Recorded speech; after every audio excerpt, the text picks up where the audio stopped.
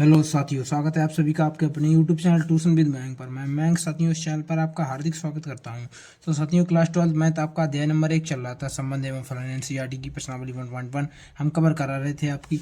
तो question number 4 आज की क्लास में करने वाले हैं साथियों। पिछली क्लास में क्वेश्चन नंबर 3 तक वो प्रश्नावली 1.1 एनसीईआरटी की क्लास 12 की हम करवा चुके हैं। प्ले लिस्ट बनी हुई है, जाकर आप देख सकते हैं। ठीक है, तो चलिए आज की क्लास में क्वेश्चन नंबर 4 को समझेंगे किस तरह से आखिर का है क्वेश्चन नंबर 4। उससे पहले अगर साथियों आप चैनल पर नए हैं, पहली बार विजिट किए हैं चैनल पर, तो चैनल को सब्सक्राइब कर वीडियो को लाइक जरूर करें। ठीक है, तो चलिए स्टार्ट करते हैं साथियों आज की क्लास को। तो क्वेश्चन नंबर 4 आप बुक में देखिए कि क्वेश्चन क्या कह रहा है। देखिए क्वेश्चन, देखिए इधर क्या कह रहा है।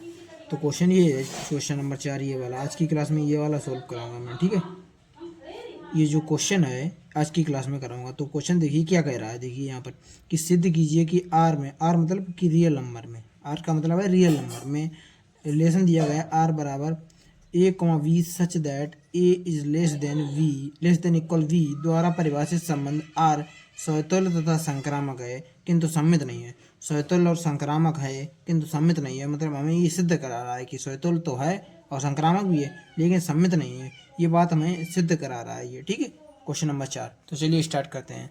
सबसे पहले लिखते हैं समुच्चय क्या दिया गया है। पहले समुच्चय को देखिए यहाँ पर, पहले देखिए यहाँ पर समुच्चय की, समुच्चय ये क्या है, रियल नंबर। आर में बोला था, यानी कि समुच्चय आपका है real number. Real number A, समुच्चय को ए से लिखते हैं रियल नंबर। ठीक है, और रिलेशन क्या दिया गया है। रिलेशन देखिए आप एक बार फिर से दिखा देते हैं आपको। रिलेशन ये है, यहाँ पर देखिए आर बराबर रिलेशन दिया गया है a, v such that a is less than equal v। ठीक है, यही तो रिलेशन दिया गया, आर बराबर a, v such that a is less than equal v। ठीक है, ये रिलेशन दिया है, इसमें स्वतुल्य और संक्रामक है, इसकी जांच करा रहा है, वो सिद्ध करने को बोल रहा है, और लेकिन सम्मित नहीं है ये बोल रहा है प्रश्न में। चलिए सिद्ध करते हैं। नंबर 1 स्वतुल्य संबंध की, स्वतुल्य संबंध को सिद्ध करते हैं। स्वतुल्य संबंध नंबर 1 पर स्वतुल्य संबंध। स्वतुल्य की कंडीशन क्या होती है, मतलब खुद के जैसा। तो यहाँ पर दिमाग लगाइए, क्या ए के बराबर होगा, ए बराबर ए हो जाएगा बिल्कुल।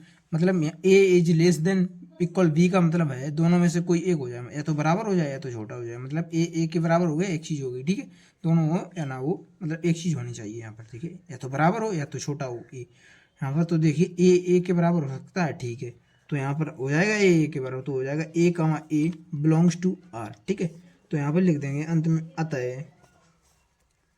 अंत में लिख देंगे कि अतः आर एक स्वतुल्य संबंध है। अतः आर एक स्वतुल्य संबंध है।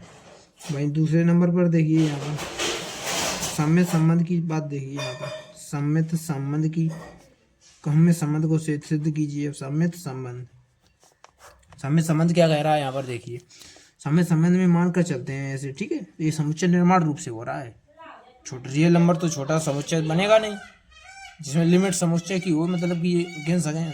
रियल नंबर तो पॉजिटिव भी निगेटिव भी और वो भी होते हैं। ठीक है, पॉजिटिव भी निगेटिव भी और कई सारे होते हैं रियल नंबर में, कई संख्याएं आ जाती हैं। ठीक है, तो यहाँ पर देखिए आप, यहाँ पर इसमें मान के चलते हैं। सम्मित में समुच्चय निर्माण वो माना a, v belongs to r, इस प्रकार से मान के चलते हैं। तो यहाँ पर a, v belongs to r माना है, मतलब ये कंडीशन पूरी उतार देनी है। यहाँ पर देखिए a is less then v, ए बना ये a is less then b, यहाँ पर इस प्रकार से लिख देंगे। लेकिन दिमाग लगाइए, जब a जो है छोटा या बराबर है b के, तो क्या b छोटा, a छोटा है, यहाँ पर a छोटा है, यहाँ b बड़ा है। लेकिन दिमाग लगाइए, क्या b छोटा हो सकता है a से? नहीं हो सकता, क्योंकि a जब छोटा है तो b तो बड़ा हुआ ना, तो b is greater than equal a होगा।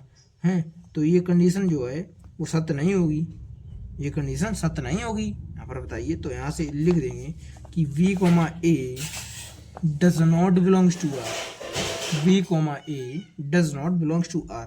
तो अंत में लिख देंगे कि अतः r एक सम्मित संबंध नहीं है। अतः r एक सम्मित संबंध नहीं है। ठीक है, ये सिद्ध कर दिया। स्वतुल्य है, ये सिद्ध हो गया। सम्मित नहीं है, ये भी सिद्ध हो गया।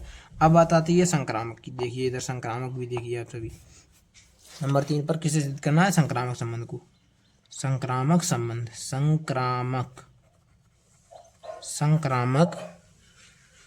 संबंध। ठीक है, संक्रामक की कंडीशन क्या होती है, मान के चलते हैं, और वो समुच्चय निर्माण रूप में मैंने आपको बता रखा है विजी का। मान के चलते हैं A comma B belongs to R तथा B comma C belongs to R. ठीक है, तो यहाँ से A comma B belongs to R है, तो यहाँ से क्या होगा इस कंडीशन के हिसाब से, A is less than equal B. ठीक है, और तथा लगाकर यहाँ पर हो जा वी, यहाँ पर होगा V less than equal C. तो यहाँ पर भाई दिमाग लगाइए, एक पहले ये देखिए, यहाँ पर एक ये बॉक्स बना लिया मैंने है, और इससे बड़ा ये बॉक्स, इसके लिए इससे बड़ा ये एक बॉक्स, इसका नाम ए दे दिया, इसका नाम बी दे दिया, इसका नाम सी दे दिया। तो दिमाग लगाइए कि ए जो है छोटा है, बी बड़ा है।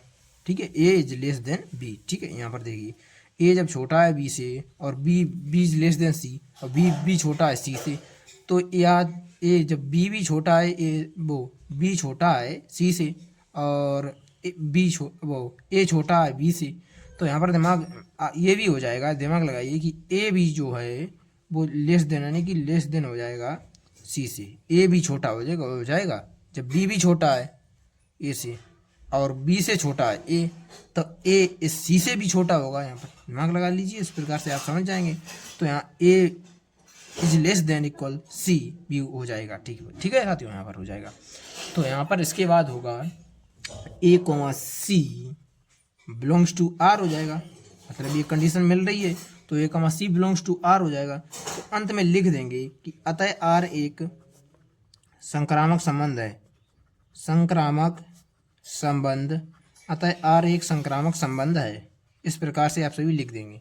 ठीक है, तो क्वेश्चन क्या बोल रहा था यहाँ पर देखिए, क्वेश्चन में बुक में एक बार आपको देखिए, अगर बुक में मान लीजिए आपको कोई गलत मैच नहीं कर रहा है उत्तर जो मैं करवा रहा हूँ, मैं अगर मैच नहीं कर रहा है तो आप बुक में समझिए वो गलत है। ठीक है, मैं जो है बिल्कुल सही करवा रहा हूँ, इतनी बात आप विश्वास करके चलिए मेरे पर। ठीक है, ट्रस्ट करके चलिए इतनी बात मेरे पे। ठीक है, क्योंकि मैं आपको बिल्कुल सही करा रहा हूँ, हो सकता है बुक में आंसर गलत दिया गया हो। ठीक है, तो क्वेश्चन क्या कह रहा था, हमें स्वतुल्य तथा संक्रामक है किंतु सम्मित नहीं है। हमने जांच कर ली, स्वतुल्य है, संक्रामक का संबंध है, लेकिन सम्मित संबंध नहीं है। इसकी जांच मैंने कर दी यहाँ पर। ठीक है, उम्मीद करता हूँ आप समझ भी पाए होंगे। भैया अगर आपको कहीं समझने में दिक्कत आई है तो आप कॉमेंट में लिख सकते हैं, उस दिक्कत की परेशानी जो भी होगी आपकी अगली क्लास में मैं दूर कर दूंगा, अगर कमेंट बॉक्स में आप बताएंगे। ठीक है, तो साथियों उम्मीद करता हूँ आज की क्लास अच्छे से समझ पाए हैं अगर, तो चैनल को सब्सक्राइब कर वीडियो को लाइक करें, वहीं दोस्तों के साथ भी इस क्लास को शेयर करें। मिलते हैं नेक्स्ट वीडियो में, तब तक के लिए नमस्कार, जय हिंद।